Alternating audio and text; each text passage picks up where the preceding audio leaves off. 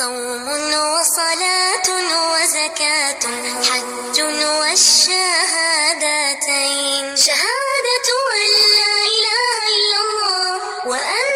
محمد رسول الله، إقامة الصلاة إيتاء الزكاة وصوم رمضان وحج البيت من استطاع إليه سبيلا، شهادة أن لا إله